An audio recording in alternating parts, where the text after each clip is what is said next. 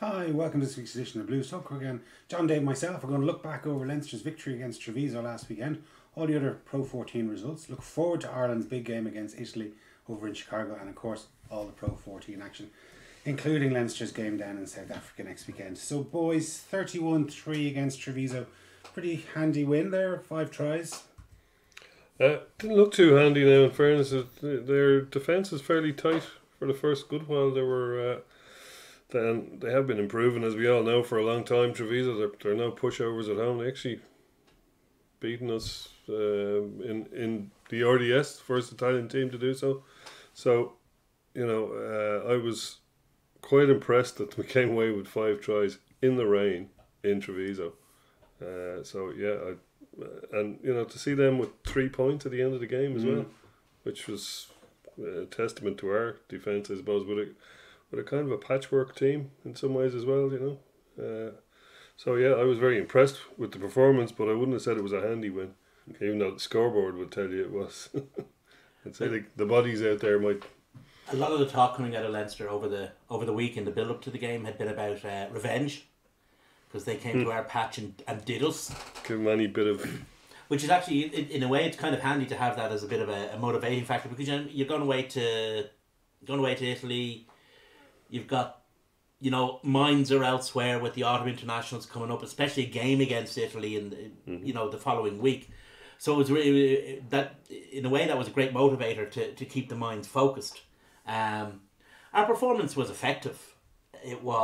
We did what we had to do to win, and we did what we had to do to get a bonus point. There wasn't a whole lot more to it than that, but then there didn't need to be. Yeah, what do you want? Yeah. Like, even if you look at the scores, like Adam Byrne got on the mark. Tracy wouldn't probably be a starter.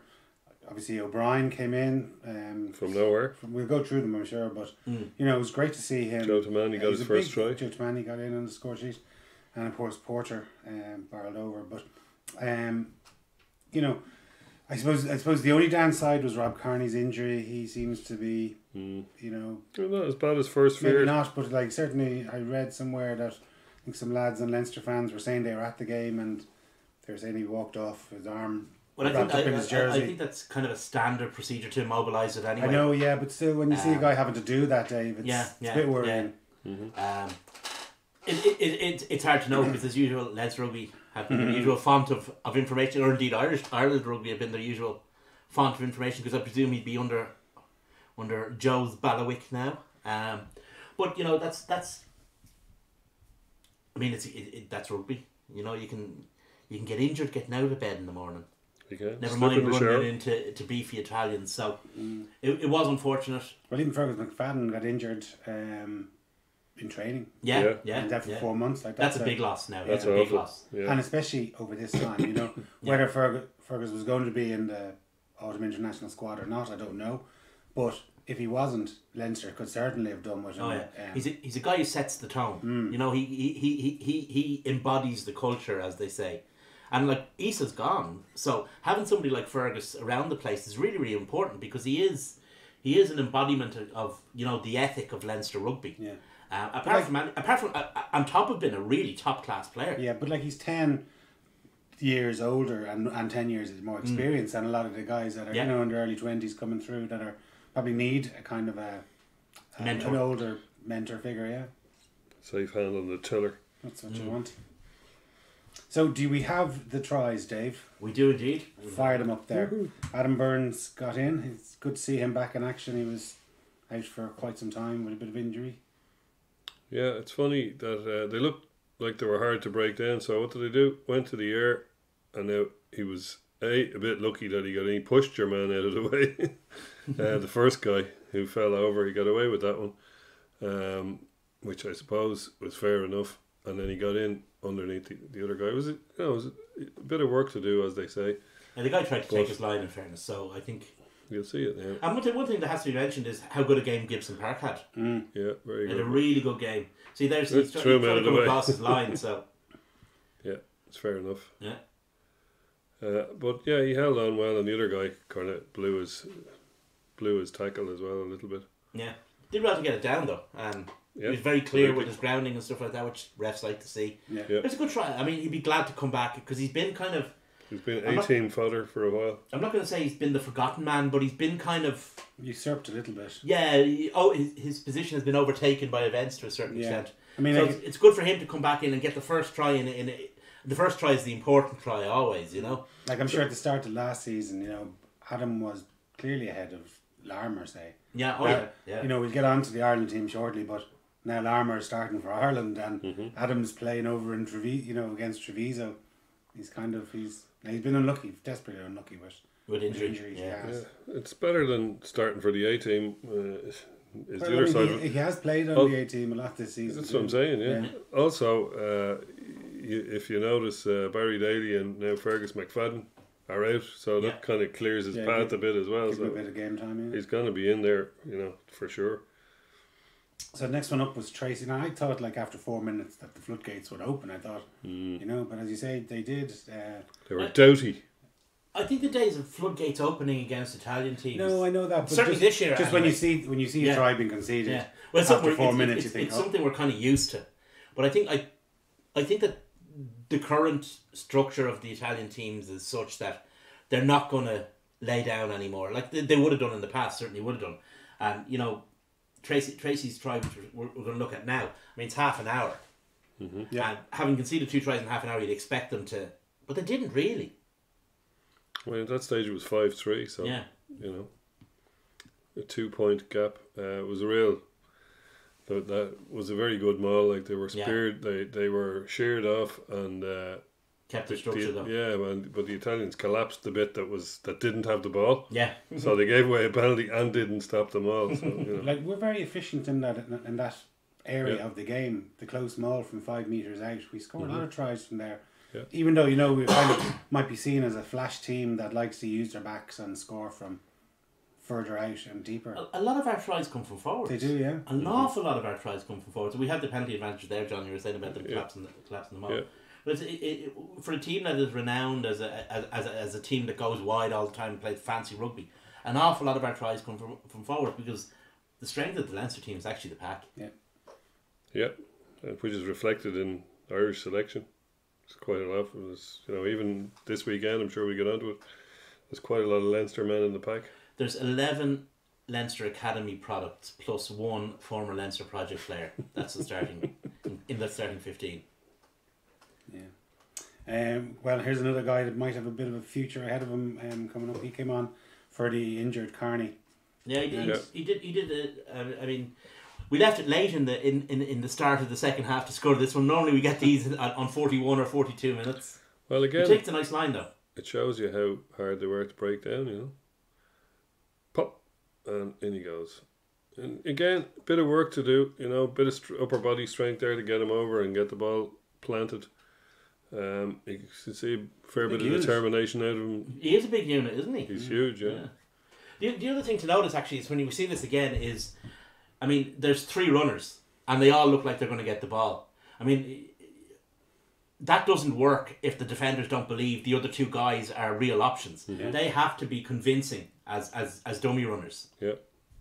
You know, it's great to see when sometimes if you look back on old teams, going back maybe into the noughties and even before, and you look at schoolboy teams and you see, God, very few of them actually, you know, might play for Irish schools, very few of them made it through to playing for the Irish senior team.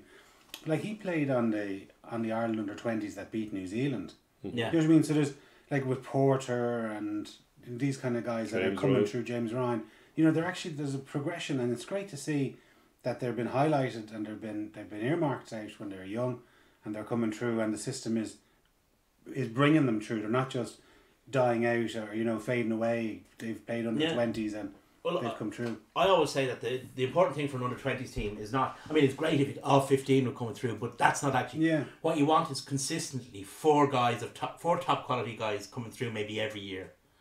And that's what we have. You can go through the last 5 years of under-20 teams, be it at Leinster or be it with Ireland, and you get 4 or 5 guys going into either the national team or the provincial team. And that's really, really important because that's a constant refreshment of the squad. Yeah, but like that's our kind of our model. Oh, it is, yeah. You know, we can't go down and buy 3 or 4 superstars every season down from South Africa or from New Zealand, so we got to produce them. Well, the South Africans are all on drugs anyway. I presume you saw that stuff about the drug tests at Craven Week. 6 positive tests at Craven Week. Yeah. But that's something else. But the thing is with Irish rugby, okay, you can bring in finished products to fill gaps, but the guys we're producing, those 4 or 5 guys that are coming through each year, whether it's to the Irish team or to the provincial teams, are as good as anything that is coming through in South Africa or New Zealand. So steady on. We're not producing Bowden Barretts every. Well, we're producing Joey Carberry's and Jordan Larmers and Dan I'm Levy's and Josh Van der Fleer. I'm not saying, so we are actually producing. Until we do it as consistently if and France as were producing often. that number of youth players coming through every year, they'd have a killer team. They'd have a killer team, but they're not. Well, I think it's important to note that France have actually noticed this. And for the last 2 years, they put an awful lot of emphasis on their age grade team with the results that the likes of Penno and Ntamak are coming through now. Are significant players, really talented players. Trevor Brennan's young fella. Trevor Brennan's young fella. Not sure whether he'd certainly be a good top 14 player. I'm not sure if he'll make the international team. But he's young enough. He is. He'd certainly make the top 14. He's that good. Like, he's good enough to play top 14 rugby. Mm-hmm. So anyway, moving on to Porter's try now. After 58 minutes. Great hard work here to get this ball back. It's a great bit of rucking here. Superb ruck. Yeah. It was one of those inevitable ones. Once they got that ball back at the ruck, you just knew they were going to score. Was it 2 phases, 4 phases, whatever it took, they were going to get over it, and it didn't take that many. No, it's the phase after this. And we have a penalty coming. Your man stops Porter, and Porter just gets his feet under him and drives him up and over. He wasn't for stopping. No. You're going to need a second guy in there to contemplate stopping that man. If you've got a prop, any kind of physically powerful, particularly one as powerful as Porter, and he gets under you, forget about it. As long as his footing's okay, he's going over that line. I mean, it's not even open for discussion.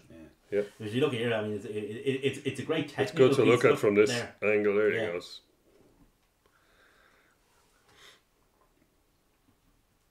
That's the angle you need to see it from, really. Yeah, that really shows the power and the position and the technique. Like all those hours spent in the gym paying off. That's it. Yeah. And Joe Tremani, we put it up to him last week. We said we needed a performance, and he came out and you scored. got to try at least. Yeah. You can watch it here now. Watch.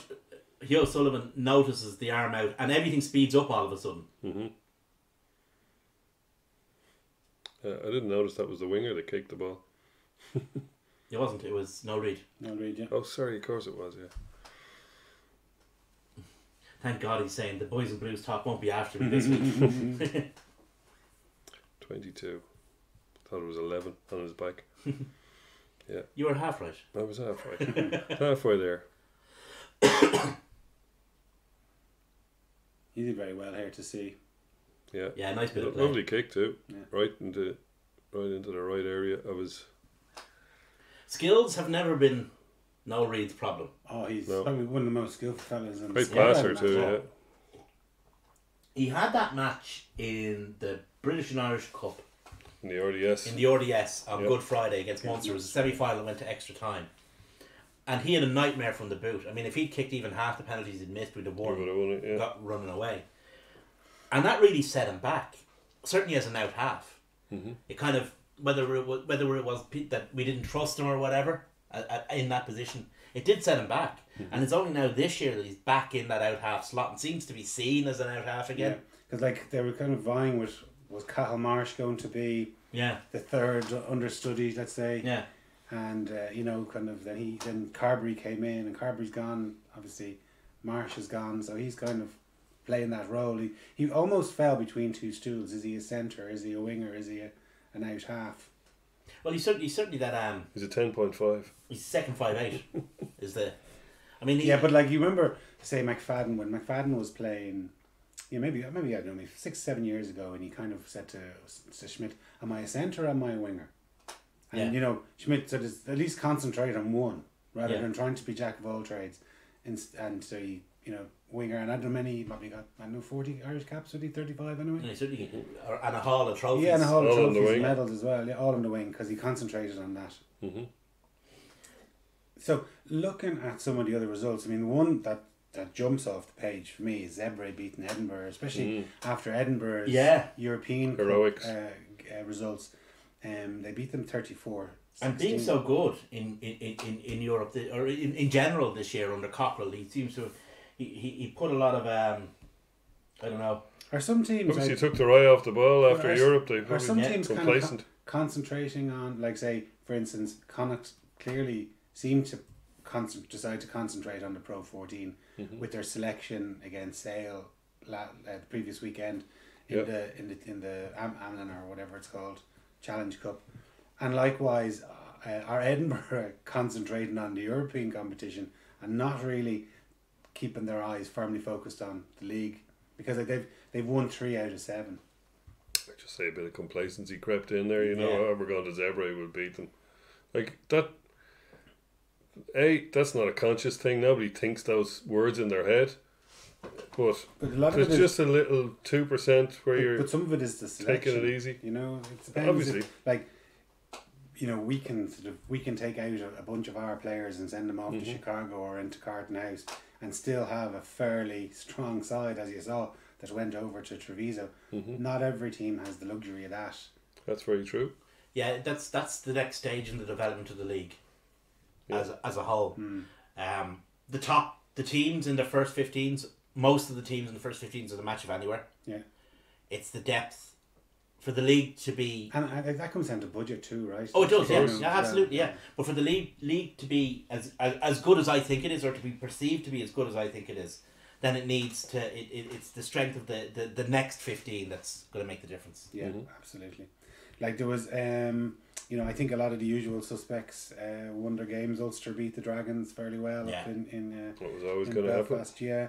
Ospreys narrowly beat Connacht. That was a tragedy for Connacht. Last kick of the game. Last kick. And another game with last kick of the match was Munster Glasgow. And Murdo's been in touch, Dave. He has. Murdo says Munster versus Glasgow, another seething and tasty game to add to a growing list of typically simmering games between these two sides. If you'd said before the game that the points differential over both games would be Munster -4 and Glasgow and 4 tries to 7, he would have taken his hand off. But he says that was 5 points lost, and perhaps Dave's often used Glasgow are dumb comment was actually appropriate here, when a relatively novice prop with very little game time in the last 5 years got himself isolated, notwithstanding Munster's CJ Standard perhaps illegally taking out their supporting players with his shoulder before the ruck had formed. The other poor call was disallowed try in the first half for a repeated forward pass that only the ref saw. I didn't see that, so I can't comment on it. You guys might have. But hey ho, swings and roundabouts. I'd say the ref generally had a good game bar those 2 major calls. But he's quite pleased about the fact that they generally had a not so much an understrength team, but a kind of a mix and match team. They had 8 players under 22 or 23 in that team, and Munster were pretty well loaded. So it was one of those games they lost. But they won. They got 2 points. They got a try bonus point and they got a losing bonus point. Now the fact that they lost with again the last kick of the game is always a hard one to take when you lose with a kick from pretty much 50 metres out. And fair play to Rory Scannell to have the cojones to take it. Yeah. But Glasgow were the better team over the 80 minutes. Of that, I have very little doubt. Yeah. The other side of that is with those kicks, it's a bit like a goalie in a penalty shootout. What have you got to lose? Yeah. Let's give it the welly. Yeah.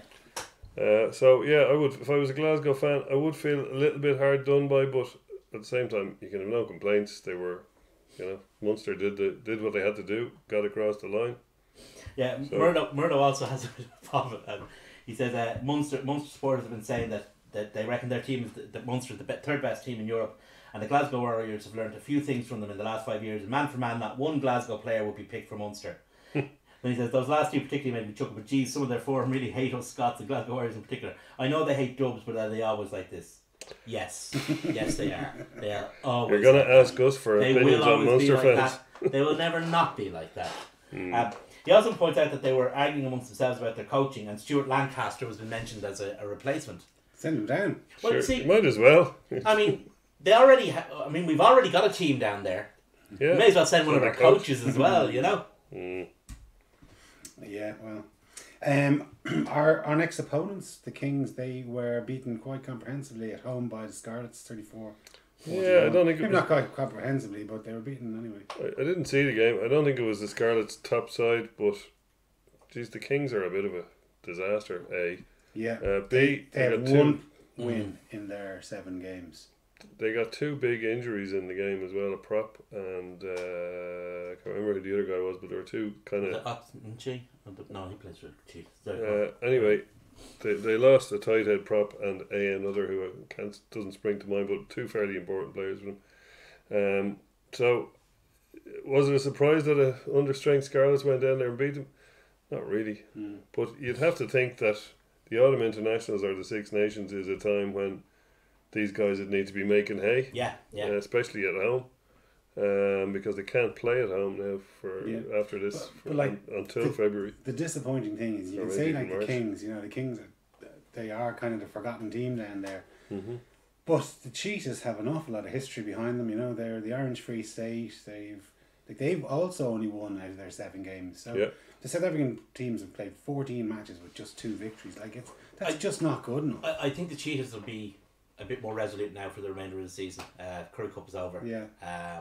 They're 2 squads back together again. I mean, last year they had a pretty good year, the Cheetahs. Yeah, they got to the playoffs. That's the playoffs. So, I mean, the quality is obviously there. They lost some of their players, but I don't think they lost any of their really, really, really good players. I mean, they lost, what's his name, the fullback. They lost a few to. Yeah, but I don't think they were too. They lost a tight head prop to the Ospreys. I see some of them go, to be honest with you. No, I think they lost a few that they didn't really want to lose, but what can you do? Well, they do have. I mean, we'll see what happens when their squad is back together again and they're all in one place, as it were. I'm not holding out a huge amount of hope this season for either of the South African teams. Kings, there's a lot of problems with management of the Eastern Province in terms of mismanagement, off the field stuff. But the thing is, the Kings are pretty much they're the dragons of South African rugby. They're owned by the SARU, or pretty much entirely owned by the SARU, and they have contractually they have first dibs on pretty much anyone outside of the Super Rugby squads. So I don't know. Somebody needs to go in there. It just seems wrong. They play in that Nelson Mandela Bay Stadium. It holds 50,000, and they literally play in front of a few hundred. Have they started moving games out of there? Not all the matches. They still play some of them there. They moved them one. They moved them once to one because CJ Stander was. It was his hometown or something. Yeah. George was it? Was it George? George, yeah, he's from George. Yeah. Where are they playing the game against us? I'm not sure. It's in the Nelson Mandela Bay. Oh God, talk about tumbleweed. Yeah. But I mean, neither of those teams have they got any Springboks. They certainly don't have many. They might have an odd. Oxenniche. There you go. Off the top of the head, I can't think of any more. So, you're not gonna if they're using those teams to develop Springboks, they want to get motoring on it, Yeah. Because all their Springboks are either abroad or playing Super Rugby. I wonder now what will happen, because remember, this is only the second year of this team, and kind of one of the goals is to keep players in South Africa, but still let them have European rugby and European, rugby money. Yeah. So as contracts start to unwind in Europe, I wonder will maybe they might bring them home. A bit like Argentina. And place them in these teams. I don't know. And I read somewhere that when they set up the Pro 14, that the initial owner sets the Celtic Rugby, whereas the 3 home unions. But they're actually now, Italy has become become an owner, an owner of it, which is great because it means that obviously it's their product as well as ours in Scotland and Wales, that they can feel that bit of ownership of it. Oh, absolutely. I think it's not long overdue. It's come at the right time. Yeah. Because we've seen a steady ramping up from the Italian teams in terms of their quality. And maybe with a bit more investment from the FIR, that the Italian teams will even get stronger, which is only good for the league. Oh, absolutely, yeah. And that's a certain exoticness to it. Yeah, well, maybe they might play a final in Rome or Milan, or you think they would, wouldn't you? Yeah. Well, anyway, that's could happen. Another debate. So anyway, we have sort of tipped on a little bit. We played the Kings at the weekend, and we hockeyed them the last time we played them last February. You have a squad list up there. of the lads who were lucky enough to be on the plane, or two planes. Yes. On the way to Port Elizabeth, a city I've been in. You've been in there. I was there, yeah. I worked there for a couple of years, or a couple of months, a couple of years ago. Yeah, hope they enjoy themselves. Well, if you think about it, guys, it's their big break. So it looks like James Lowe has gone back to New Zealand, or I don't know whether he has or not, but he's got a 4-week break. Yeah. These guys are probably going to get a few pints into them down in Port Elizabeth if scandalous rumours. James Lowe gone back to New Zealand. Pints drinking. I'm making all this squad. shit up, but in fairness, there's a 3-week break. You signed that disclaimer now, have you? There's a 3-week break coming up, so you would imagine at the end of their 80 minutes down there'll be a few pints taken. Sure. There are some interesting selections. I mean, obviously with James Lowe not there, the 3-2 doesn't become an issue. Mm-hmm. Well, that's probably why he wasn't sent there. Yeah. You know, they made a decision in advance. Interesting that they sent Dan Levy. Yeah. I'd say that's the one. Partially game time and partially strengthen the squad. You know, bit of a spine. But Yeah, I don't think that the IRFU care how strong or weak the Leinster squad going down there is. It's I not think their first priority, but No, I'm just saying that I'm just surprised that Joe Schmidt allowed him or granted him to go down. I'm sure it's No game time, Game yeah. time, yeah. absolutely. The other interesting thing is the out half position. Yeah, that is the interesting thing. That's the. Is Frawley going to start it out half, or are they going to go with Noel Reid? Yeah. They're the only options. They could even play them both 10 and 12. There's quite a bit they could do there. Yeah. We'll know tomorrow, probably before this gets to a podcast. But there's another dig. if you that wasn't a dig. Hey, We're live. The amount of little asterisks there against the team shows you how many academy players. Yeah, and some of the zeros beside the asterisks are also showing you that they'll be making their Leinster debut if A, they get selected, and B, get on the field. You'd have to think that Scott Penny, I think, is only quite young. He might be still 18. He's certainly not. He's certainly a teenager anyway. With Dan Levy travelling, he's less likely to probably get a run. Although you could find that Dan Levy has been sent by Joe with instructions to not play him for more than 50 minutes or something. So they might actually put your man Penny in because he's the only other recognised 7 in the squad, in the 28 or whatever it is. So yeah, interesting back row selection. It's interesting seeing, like you mentioned, all the caps with zeros, but when you see the caps of fellas like Peter Dooley with 51 and Dan Levy with 57, like I can remember, like Gordon Darcy was probably playing for 5-6 seasons before he got his those 100. kind of caps. Yeah, you know. Yeah, but like, there's a lot more games of for course starts. there is. Of course there is. But like we look at those players and say, God, they're only kids, they're only out of the academy a couple of seasons, and yet they've got 50, 60 caps. You know, like they racked them up for Scott Fardy has, I think it was 27. I think he had there. He's only here a season. He's only here a season a bit. Yeah, like they do rock up a lot of games. It seems like only yesterday guys like the Burns or Peter Dooley or whoever were in the academy or making their debuts. I remember the big debate was who would be at Loosehead. Would it be Dooley or Porter? You know, and obviously Porter moved over to the other side and progressed much faster, but that's because obviously he was more suited to that side.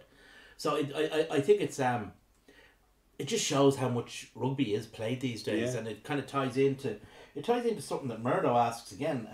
He says from the beginning of the 1920 season, the English Premiership season will be extended and start in early to mid September and finish in mid to late June. They're taking a break over Christmas, aren't they? Yeah, this is on the back of World Rugby announcing a new rugby calendar for 2020 to 2032. There's a few changes as well. What are your thoughts, and will the Pro 14 follow suit? If so, what could the implications be? I think they will follow suit to some degree. Whether they'll mirror it exactly is another matter. But Pro 14 have a lot less to worry about because they're not really independent of the union, so they'll do whatever fits in best with the unions. Whereas the Premiership are actually at war is a bit strong, but they're at loggerheads, shall we say, with the unions. So, but these games are a bit unfair. Do you know that we lose a lot of players to the internationals? Say the Kings are fortunate that they're playing a fairly weakened Leinster side, whereas last week Treviso had to put up with quite With a full bore Leinster, or Near near enough, enough. a stronger Leinster team. Yeah. And okay, I know South African teams currently don't qualify for Europe, but if the Kings, if it wasn't the Kings and it was the Dragons, and the Dragons one week were going and playing a very weakened Leinster side, and just say Glasgow last week were playing against a very strong one, it doesn't really seem to be fair when those two sides could be vying for qualification to Europe at the end of the season, and they're looking back and it comes down to a couple of points and go, God, if we had played the following week against a much weaker team, we could have, against much weaker Leinster side, we could have taken 4 points against them there in that game, Well, A staff welfare officer in Land Registry once said to a colleague of mine, "Whoever told you life was fair." Well, on one hand, you'd say, well, the union shouldn't be playing tests out a window, but Well, $1 million quid. on the other hand, absolutely, I'm just saying, on one hand, you could say that. However, There's a reason. There's a window for a reason. the unions own the league, Yeah. so Well, Scotland and Wales. whose are playing. fault is it? Well, Scotland, because they need the Wonka, Of course. Like at the end of the day, the $1 million quid that the IRFU are going to It's going to pay generate for it. is probably going to end up going to the salaries to keep these guys that we all go and watch every Oh, yeah, second well, see, week in the RDS. That's the and thing. That's the and advantage of it. if we don't like that system, then all the lads go and play in France or in England, and we go and watch, The other guys, anyway. the Cathal Marshes of the world every week. But that's the advantage of, to tie it back into what I was saying last week. That's the advantage of the bicycle having two wheels. That's because we have the system we have. We can do this kind of stuff. It's slightly different for England, slightly different for France. But we do need a unified calendar. We need a unified global calendar. We need to actually stick to it. Yeah, from what I've seen of it, it doesn't seem to benefit the North a lot, considering that's where all the money is. Yeah, well, that's there's a lot of that's the stuff problem. going on, so as they don't have to have Super Rugby and June tests clashing. They don't have to, there's nothing. I'd say No that- great benefits to the Northern Hemisphere rugby from the bits I've seen of it. Super Rugby makes more money from its European TV deal than it does from its Southern Hemisphere deal. There you go. Yeah. That's interesting, I never knew that. So quickly moving on to some of the other fixtures at the weekend. Connacht take on the Dragons in Galway. Yeah, I can't.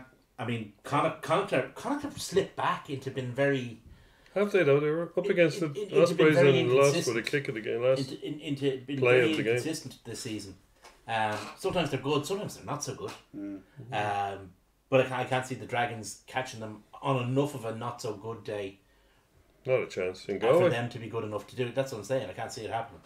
No, not a chance. And the few guys they have brought back to, I don't know what their squad is or what Wales squad is or how many Dragons players are going to it, but the ones that they've brought back, like Moriarty, presumably are going to be playing for Wales. Oh yeah. So- Well, he's picked in the Welsh team. Well, there you go. So He'll have something else to whinge about, like a bitch. So the other South African team host Munster. Yeah. So presumably there will be an exodus of supporters heading down. Oh yeah. with their The cheetahs Some against cra- the cheetahs. sun cream. Yeah, so there'll be a lot of South Africans that can come along and support Munster as well. So. yeah. Well, most of them Supporter. will be in the team. Cardiff host Zebre. Uh-huh. So that'd be an interesting one to see if Zebre can Yeah, build Double on their up. victory last Yeah. week. Edinburgh host the Scarlets. that's an interesting. That's an one. interesting one, yeah. Yeah. Because both teams will be without a lot of internationals. But both teams will be equally without a lot of internationals. So And the it'll be- same for the Ospreys in Glasgow. Like Now, they're I two just- interesting Can I just fixtures. make a point on this, right? No. Edinburgh play Scarlets in Edinburgh, and at the same weekend, Scotland are down in Cardiff. And you think that they might, and by the Scheduled way, it the other way Ospreys host Glasgow, right? So they've got one of those fixtures correct. But the other one, there should be the second Scottish team should be down, and both matches on a Friday night, so that if fellas want to come down from Scotland, support their own club on the Friday and go to the international on the Saturday. How many Scottish fans, even with I that, don't know. do you think you're going to see in the Liberty Stadium? Well, do you know what? There We'll might see, be there like, might be a but- chance of maybe another couple of 100 or 500 going down and saying, do you know what, I'm going to make a weekend of it. I'm going to watch Glasgow on the Friday night or Saturday, or the Sunday, and go and watch the international on. Both of those games are the Friday night, and they're both top of the table clashes. Like one and two in Conference A are Ospreys in Glasgow, and two and where are Edinburgh? Maybe Edinburgh aren't three, but Edinburgh are four. But still, it's a top of the table clash. It's an almost top of the table clash. The Scarlets are second to us, so they're big fixtures to be having on the weekend of a.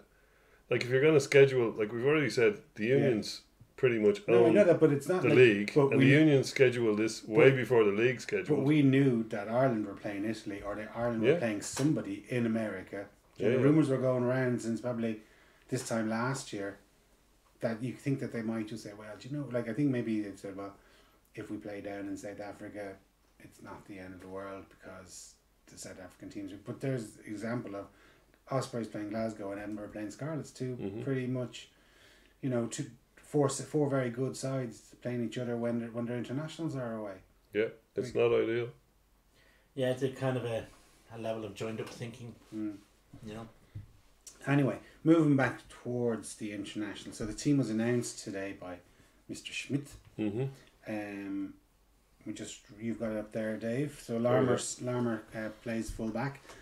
That's an interesting call, isn't it? Especially after his game against Toulouse. Toulouse, yeah. Yeah. I wasn't that overly impressed with him at full back, I have to say. Well, maybe he needs game time. Who is the standout? Like you would have said up until 2 years ago, you would have said Jared Payne. Yeah. Was the man who'd take over if Rob Kearney was feeling poorly. Now, who is it? Like Will Addison? Untried, experienced guy. Henshaw's played fullback before. Henshaw. Not for a while now, admittedly. Suppose you could do that. You could have Bundy and Ringrose and have Henshaw at fullback. It's not that there aren't any options. It's just there aren't any great options. Like breaking up Ringshaw and Henrose is not a brilliant thing to be doing. I mean, he's completely disposed pretty much of the talents of Tiernan O'Halloran. Yeah, he's not getting selected. He just doesn't see him as an international player. But that's what happens sometimes. I mean, O'Halloran, Healy, Gilroy. He's done it before. Zebo, guys, he just doesn't.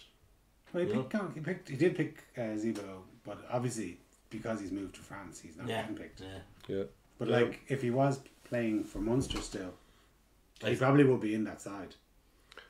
Yeah. I wouldn't be 100% certain. Maybe not. He'd be in the squad. I'd certainly be in the squad. He would definitely be in the Ireland training squad. I think he'd be the full back cover. Like he was a decent enough guy in there. He was that second. I don't think John trusts him. Second playmaker. Don't think he trusts him. He had enough about him to be in there in that jersey when Rob wasn't there. So there's. Sorry, go on. Go ahead. No, I was going to ask about Byrne coming into the second row. Like he's obviously got a big opportunity here. You know, you kind of say that definitely Ryan is going to start, and then you have Toner. Well, you've one of Toner, Henderson, and I think he's. Byrne is obviously going to be challenging for that over the Six Nations and pushing towards the World Cup in a year's time. Byrne and Henderson are kind of. It looks like they'd be the two because they both cover 6. Yeah. They both actually Byrne covers 8 as well as 6, so he's got the real versatility. You'd have to say Henderson's probably a more powerful player. Not that Tadhg Byrne is lacking, but he's not quite that power guy that he's very tough, and he can tackle and he does all that kind of stuff. But in terms of just pure out and out grunt, he's not Ian Henderson. But he does a lot of stuff. Like Ian Henderson isn't the turnover machine that Tadhg Byrne is. No. They've both got reasonably good hands, but it's an interesting balance. But if Joe Schmidt is looking for a guy who can cover second row and back row, he's not going to take both of them, or is he? Well, the other thing is it's a conundrum there. There's a guy in the team that Joe I'm Schmidt, into the World Cup now. I'm talking about for the World Cup as well. I mean, there's a guy there that Joe Schmidt brought over to Europe in the first place, constantly backed. Every time he's fit, he picks him, and that's Quinn Roux. Yeah. People think Quinn. Well, he's not going to push himself into the starting 15. The starting 15, no. But I don't think Tadhg Byrne is either. No, I don't think he is. I mean, he's not. Tadhg Byrne doesn't. If everyone's fit, Tadhg Byrne doesn't make the bench. You remember 3 years ago at the World Cup, we had a great 1 to 15 we probably had a very good 16, 17, 18. Mm-hmm. And then our squad depth wasn't just where it needed to be, and we were shorn of those 5 players in the match against Argentina. We got Rogered. We did, and I think now he has options. You know, he's looking at the Ty Burns of the world. Whether Ty Burns gets into the starting 15 or not, the likelihood is you're playing. You know, I'm sure he wants to get to minimum a semi-final, which means he's got. Well, he has to, according to last week. Well, true enough, but they have to win 6, or they have to play 6 matches in 6 weeks to get to that game.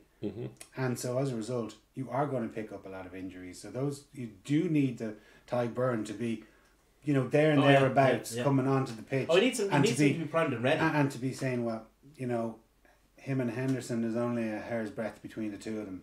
I don't know if I'd say that necessarily. I mean, Henderson has the credit in the bank. What I mean is that you want the selectors to say there's only a hair's breadth between the 2 players, and Ty Burn comes on in a quarter-final or a semi-final if Henderson is injured. That's what I'm saying. Yeah. That there's not this huge drop he's off up here and the other guy is down there, and it's like, well, that's all we have. I think Joe has managed the situation very well over the last couple of years in terms of personnel. I mean, he brought Ty Burn home.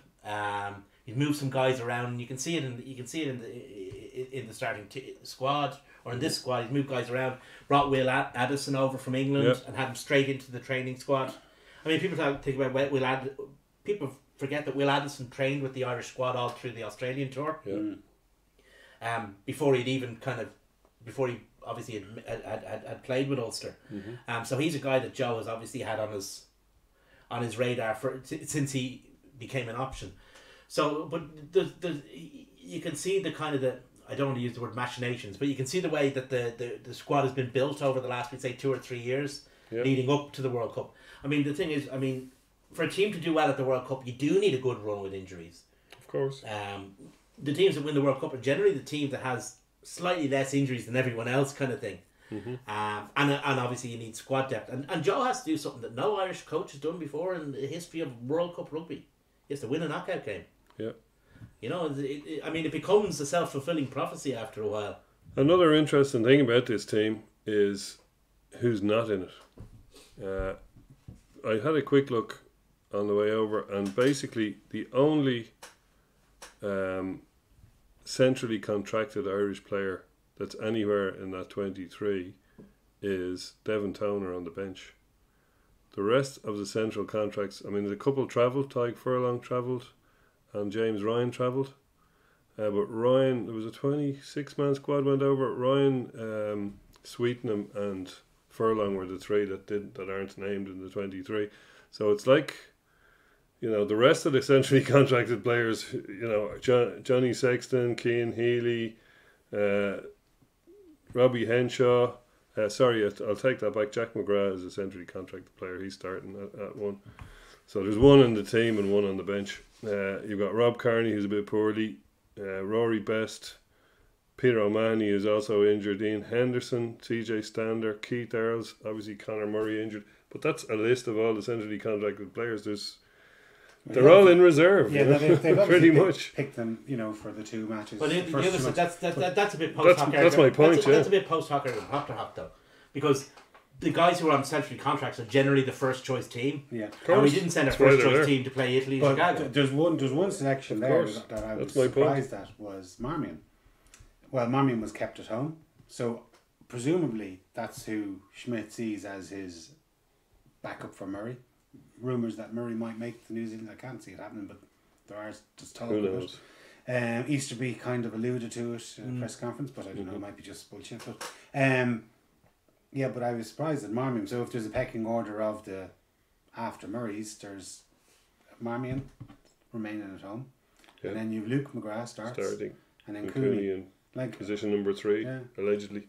But like, who knows? The mind games with Easterby saying that could be to do with, like, Murray's going nowhere, but let's keep the All Blacks guessing as to which one of the 3 backups is going to be playing. You know? Yeah, Steve Hansen kind of said something in the match just after the match in against Australia in Tokyo, was it?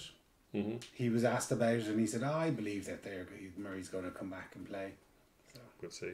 I wouldn't be surprised if he did. I always thought Marmion was his backup anyway. I mean, I don't know what the... Well, historically he has been, but He has been, but everybody's clamouring. no, it's not a shock. But He's been injured, and now everybody's clamouring for either I would McGrath just or thought that the Cooney. gap has been closing, because especially with Cooney having a new lease of life, Yeah. starting at 9 for In Ulster. fairness, the gap was always going to close anyway, because up until 18 months ago, the gap was fucking ginormous. Mm-hmm. Because you had two guys who just retired out of Leinster who were 2 and 3. Mm-hmm. You had a guy who was at Leinster who was barely in the team, or just coming into the team.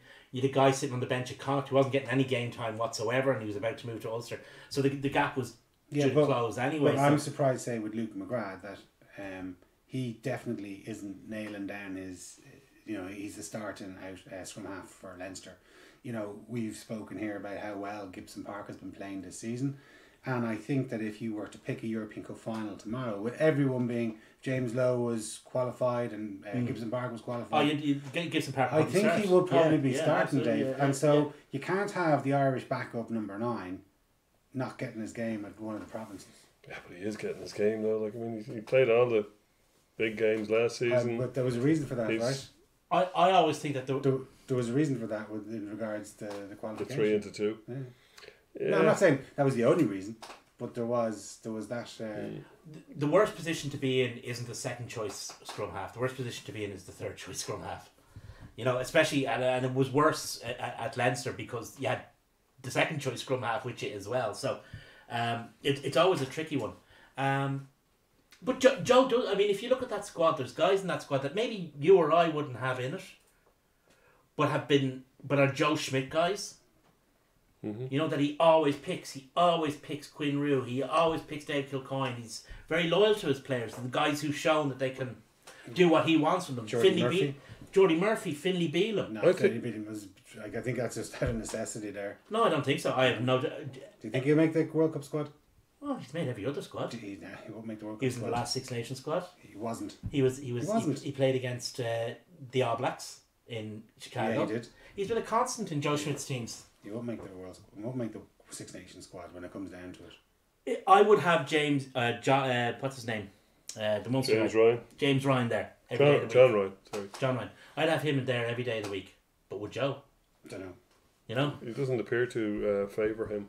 There's guys that he likes. There's guys. Every coach has it. Every guy has guys who are his guys, and he always picks them. Yeah. And Finlay Beelum is one of Joe's guys. International rugby is a bit like that as well. Like, Yeah. it's harder to get out of the team than into it. Quite often, it's injury that puts you into it. I mean, Declan Kidney was criticised a lot when he was Ireland manager for having his favourites and not giving anybody else a shot. But like, it's the nature of the beast. You're under pressure to win. Kidney picked his team in 2002. Yeah, no. No, but that's the way international coaches work. They do because they have such limited time with the players that the guys who impress upon them the quickest generally stay the longest. Yeah. But it's interesting. It is an interesting team in as much as he's left Dan Levy at home and he's picked Josh van der Fleer. Yeah. Or he's left not just left Dan Levy at home. He's left him to go to South Africa and he's picked Josh van der Fleer. Perhaps he thinks he has enough power in the back row with Rhys Ruddock and Jack Conan. That's a very interesting one, actually. Dan Levy going to South Africa, and I'll tell you why. Because there's no the window from him getting back from South Africa is too short for him to get in against Argentina, and if he's not, like the team won't arrive back till I don't know Tuesday. The game is Sunday. Sunday, it's exactly. going to take. So he's not going to play the following Saturday against Argentina. You'd have to think. Probably not. No. So what does that mean? Means he's probably not. Is he going to get a shot at the All Blacks? Is he going to go straight in? It might be because it could be the certain Van der Fleer against Italy, O'Brien against Argentina, and then the winner backs up Levy against the All Blacks. Who knows? But Like Dan Levy is my point. Is Dan Levy is the incumbent player from the Six Nations? Okay, some of them were injured. Like O'Brien was injured. Josh van der Fleer was injured. Jordy Murphy was he injured? Yeah, he was injured as well. Yeah. So even though he's the incumbent, those three guys were injured, who are all sevens. Well, but like 7 issues. 7 issues. I mean, I presume that he's got 4 matches to use to experiment, to blood, to look at different combinations. You can't really do a whole load of that in the Six Nations. And then he has a couple of, or 3 or 4 warm-up matches before the World Cup. So he's really only got these 4 matches and the 3 or 4 warm-up matches. But at that stage, he's probably got the guts of his squad. Yeah, because a lot of people are talking about, okay, they talk about, obviously, the Italy game because it's in Argentina, it's in America, the Argentina game and the All Blacks game, but people forget there is actually a 4th game. Yeah. Well, that's it. Levy could be we might not get another look in until that happens. He could play. It's hard to know. It's a tricky situation because the Six Nations is the Six Nations, so that's.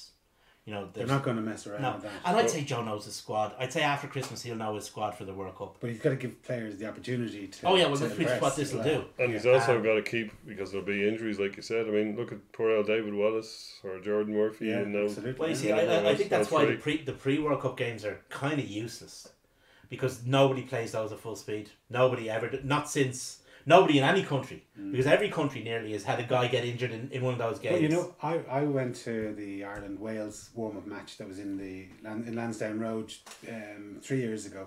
And I remember looking at it, you probably had it yourselves, and I remember watching it, and whatever position I could see across the pitch, and all of our players were inside the posts. There was no one outside the post, the far side of the pitch. And I was thinking, this is very clever from Schmidt. He hasn't given a thing away. He's keeping his cards to his chest. Of course, the tournament proper rolls around, and there we were, and there we were doing the exact same thing. Like, damn. You thought you were a master tactician there. I did, yeah.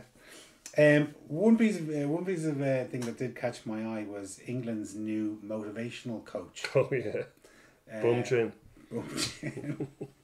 Like, if there's any opportunity for Jones to make the England team less likeable, they've just done it. Yeah. If there's any opportunity for Jones to draw down the laughter of the rest of the world's rugby community on England, he takes it. Twitch. Yeah, he is. Yeah, I don't know. Surely the players in the current English team know that your man's a bit of a. He was not a guy I would bring in for a six. Have you signed that disclaimer, John?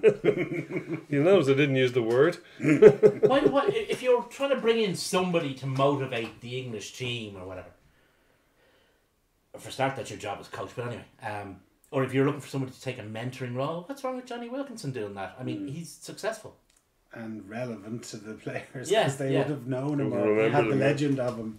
I think he just does these things just for the crack, just to fuck with the rest of us. Anyway, do you have any more comments, Dave? No, that was it. It's been a quiet week in rugby. And one other thing that we should know is John Petrie. Oh yes. Oh yeah. Taken over CEO of Ulster Rugby, after a fairly tumultuous period.